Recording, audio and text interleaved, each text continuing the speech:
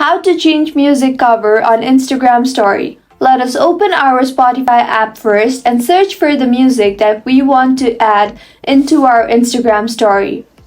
Click on the three dots beside the music title that you want to add. I will choose Perfect here. You will now see the share option. Click on that and then click on Instagram stories. You will get a pop-up of Spotify wants to open Instagram. Click on open. You are now on Instagram stories with Spotify on your story. In order to change the music cover, click on the stickers icon on the top of your screen and then look for an icon with images and click on that.